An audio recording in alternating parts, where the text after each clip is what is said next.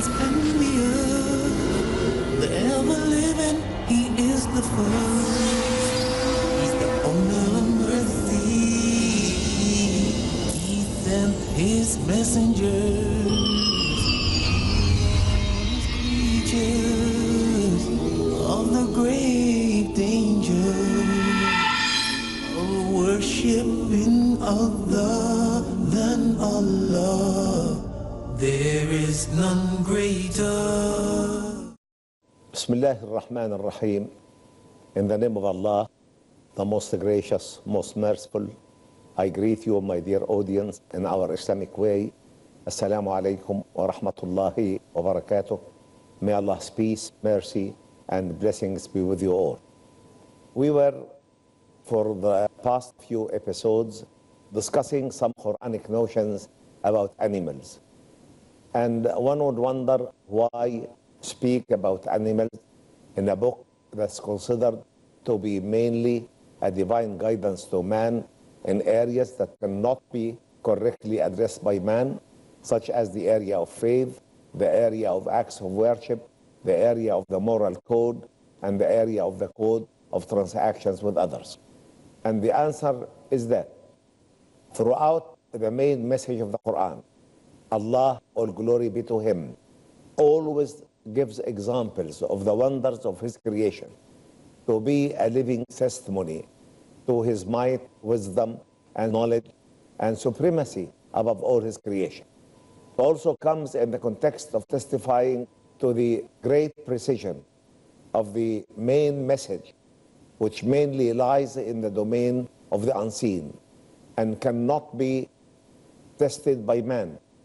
And that's why the scientific notions in the glorious Quran, which come in more than 1,200 verses, is a living testimony that inasmuch as the scientific content of these verses is absolutely precise, so the unknown facts, the facts in the domain of the unseen in the glorious Quran, are also absolutely correct. And we have demonstrated that in a number of verses. We cannot really encompass all the notions to animals in the glorious Quran. I just wanted to give you a taste of the great scientific precision of these verses. And as we have repeatedly mentioned, we are living in an era of scientific and technological advancement unparalleled in human history before. And because of this, people have been highly fascinated with science, and they ask for the scientific proof for any argument you raise with them. Because of this, we consider the scientific notions in the glorious Quran to be a physical, material proof for the correctness of the message at large, and emphasize again that these never came as pieces of scientific information per se, because science is left for the endeavor of man, generation after generation, because man cannot accept a scientific fact in one go. Man needs to look, to meditate, to experiment, observe, and conclude. And that's how he can understand, and that's how the whole process of scientific development took place. In all the verses that refer to some animals in the Quran, we could see a point of wisdom. We could see an element of great precision, linguistically and scientifically as well. And now we come to another very interesting verse that deals with one of the prophets who are not well known amidst people.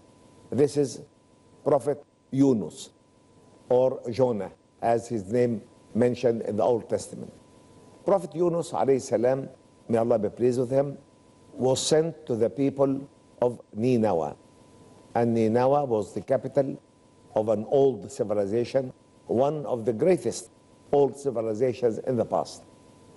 And Nineveh is in the extreme northern part of Iraq, very near to Al-Mosul, if not in the site of Al-Mosul. Nineveh was inhabited by a group of Muslims that believed in the oneness of the Creator, worshipped the Creator in the way He has prescribed. But the shaitan came as usual and tempted them to divert, to worship others than Allah, encourage them to go to idol worshipping, as many of the previous generations did from the time of the people of Noah until the present time. When they diverted from the right path, Allah sent to them Prophet Yunus or Jonah, Yunus bin Matta or Jonah bin Amittai, as mentioned in the Old Testament. And Yunus invited them to go back to the straight path of believing in the oneness of the Creator and His supremacy above all His creation. They never listened to him. And immediately Yunus, may Allah be pleased with him, was convinced that the wrath of Allah will come down on this town. So he left the place and traveled very far from it until he reached the shores of the Mediterranean.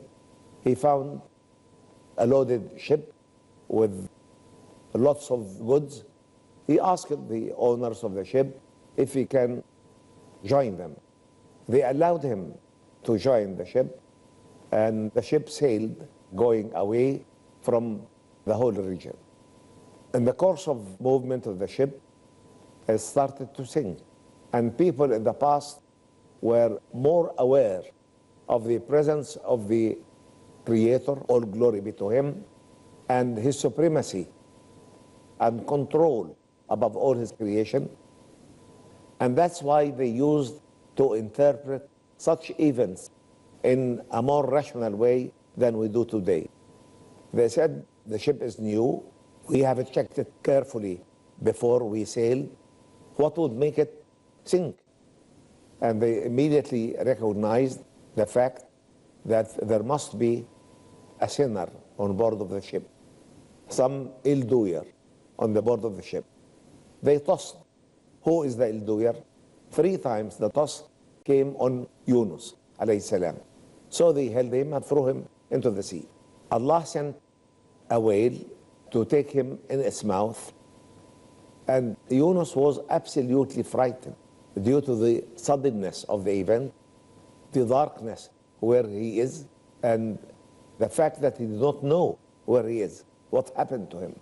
Of course, this was a source of reminder, a source of teaching, that prophets and messengers cannot take their own decisions. They have to wait for the divine instruction.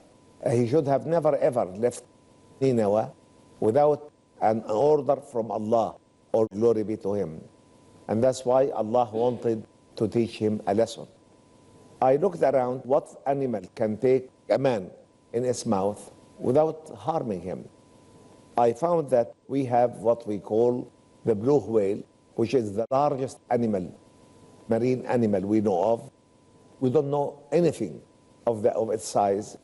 And this huge animal actually is 20 to 33 meters in length, 90 to 180 tons in weight. It lives between 30 and 80 years. It eats between 4 and 6 tons of planktonic forms of life every day. It breathes with the atmospheric oxygen so that it lives near to the surface of the water, and it raises its head above the water level once every 10 to 15 minutes to breathe. The mouth is as big as a big hole. It can accommodate 50 men standing while the mouth is shut. So Yunus alayhi salam, Yunus, may Allah be pleased with him, was not really worried by the space, but he was worried by the event, the suddenness of the event, the darkness he was in, and his ignorance about where he is. This huge animal, blue whale, actually is simulated by a big Boeing aeroplane. And the tongue of the whale can carry 50 men standing while the mouth is shut. And this massive body is actually grown from eating very small planktonic animals floating on the surface of the sea. This animal, despite its magnificent size and weight, does not have teeth. Allah have given it balines, tender, plastic-like lengths that drop from its mouth, from the upper jaw. It catches all what it wants to eat from the water it flows to its mouth. These balines override each other so that when the animal opens its mouth for taking 50 cubic meters of water in one go, then it closes its mouth. Nothing of these animals can escape. So it eats it and drinks from the water. So Yunus, may Allah be pleased with him, was in a big place. Nothing harmed him, no sharp teeth, nothing actually could cause him any harm except the suddenness of the event, the darkness of the place, and his ignorance about where he is. So he started praying to Allah. La ilaha illa anta subhanak inni kuntu min al-zalimin. Indeed, there is no deity except Allah. All glory be to him. I verily have been among the aggressors. He remembered his mistake and realized that Allah wanted to give him a lesson. Then Allah instructed the whale to throw Yunus alayhi salam on the shore. And of course, all what he suffered is that his clothes were seriously affected and his skin was a little bit harmed. And that's why Allah ordered one of these gore plants to grow on top of him. I think we have to stop here for a short break. And until we meet, I would like to thank you for listening and hope to see you after this short break.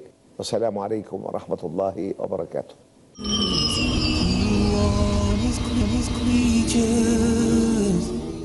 Welcome after this short break, my dear viewers, and I greet you again in our Islamic way. Assalamu alaikum wa rahmatullahi wa barakatuh.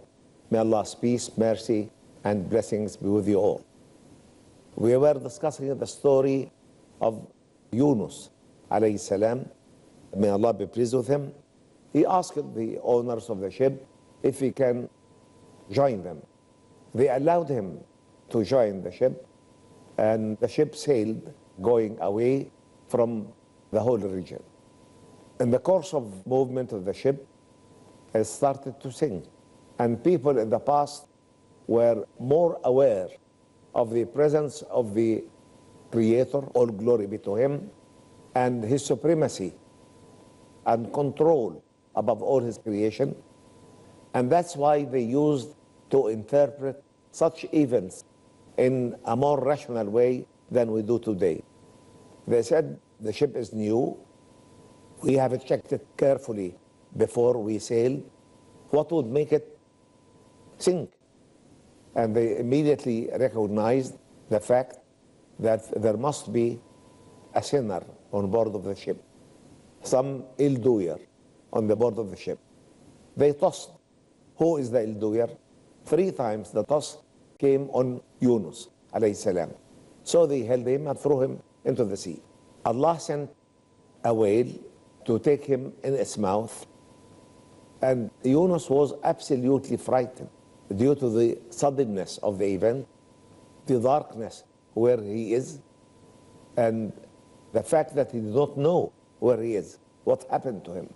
Of course, this was a source of reminder, a source of teaching, that prophets and messengers cannot take their own decisions. They have to wait for the divine instruction. He should have never ever left Nineveh without an order from Allah, all glory be to him. And that's why Allah wanted to teach him a lesson. I looked around, what animal can take a man in its mouth without harming him? I found that we have what we call the blue whale, which is the largest animal, marine animal we know of. We don't know anything of its size. And this huge animal actually is 20 to 33 meters in length, 90 to 180 tons in weight. It lives between 30 and 80 years. It eats between 4 and 6 tons of planktonic forms of life every day. It breathes with the atmospheric oxygen so that it lives near to the surface of the water, and it raises its head above the water level once every 10 to 15 minutes to breathe. The mouth is as big as a big hole. It can accommodate 50 men standing while the mouth is shut. So Yunus alayhi salam, Yunus, may Allah be pleased with him, was not really worried by the space, but he was worried by the event, the suddenness of the event, the darkness he was in, and his ignorance about where he is. This huge animal, blue whale, actually is simulated by a big Boeing aeroplane. And the tongue of the whale can carry 50 men standing while the mouth is shut. And this massive body is actually grown from eating very small planktonic animals floating on the surface of the sea. This animal, despite its magnificent size and weight, does not have teeth.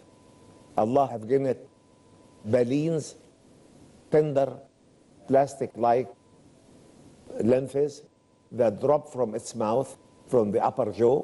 It catches all what it wants to eat from the water. It flows to its mouth. These balines override each other so that when the animal opens its mouth for taking 50 cubic meters of water in one go, then it closes its mouth. Nothing of these animals can escape. So it eats it and drinks from the water. So Yunus, may Allah be pleased with him, was in a big place. Nothing harmed him, no sharp teeth, nothing actually could cause him any harm except the suddenness of the event, the darkness of the place, and his ignorance about where he is. So he started praying to Allah. La ilaha illa anta subhanak inni kuntu min al-zalimin. Indeed, there is no deity except Allah. All glory be to him. I verily have been among the aggressors. He remembered his mistake and realized that Allah wanted to give him a lesson. Then Allah instructed the whale to throw Yunus alayhi salam on the shore. And of course, all what he suffered is that his clothes were seriously affected and his skin was a little bit harmed, and that's why Allah ordered one of these gore plants to grow on top of him. And the mere notion of this event is a historic miracle by itself. It testifies to the divine nature of the glorious Quran and for the correct prophethood of Prophet Muhammad, peace be upon him. But the description of the fact that the whale took Yunus in its mouth without harming him because he was to blame, leaving the city of Nineveh without the divine instruction. So we read, فَالْتَقَمَهُ الْحُوتُ وَهُوَ مُلِيمٌ. Then the whale did take him in its mouth, and he had done acts worthy of blame. Then the second verse reads, فَلَوْلَا أَنَّهُ كَانَ مِنَ الْمُسَبِّحِينَ. Had it not been that he, means Jonah or Yunus alayhi salam, repented and glorified Allah, or he was of the people who were used to repent continuously and to glorify Allah continuously, he would certainly have remained inside the belly of the whale till the day of resurrection. فالتقمه الحوت وهو مليم فلولا أنه كان من المسبحين للبث في بطنه إلى يوم يبعثون. Then the whale did take him in its mouth and he had done acts worthy of blame, had it not been that he was among the people who were continuously repenting and glorifying Allah, he would certainly have remained inside the belly of the whale till the day of resurrection. These three verses are actually full of scientific facts that can easily testify to the glorious Quran, that it is the divine word in its divine purity. It cannot be the work of man, because man cannot have that very high level of perfection. Although the story of Yunus alayhi salam would fall exactly under what we call the historic precision of the glorious Quran, yet the scientific notions in it are equally precise and equally important, and can be taken as living examples for the divine nature of the glorious Quran, which has not suffered any degree of corruption or infiltration by human beings. The Quran was revealed to Prophet Muhammad, peace be upon him, as the last form of divine guidance to man. It was committed to writing, verse by verse, by a group of verses, immediately after their revelation. It was memorized by heart by the Prophet ﷺ and by many of his companions, was used for prayer, was used for judgment between people, were again compiled during the lifetime of Hadrat Abu Bakr, the first caliph, may Allah be pleased with him, and then were again committed to writing in 7 copies during the lifetime of Uthman. And above all, the Quran was carried verbally from mouth to mouth until our present time.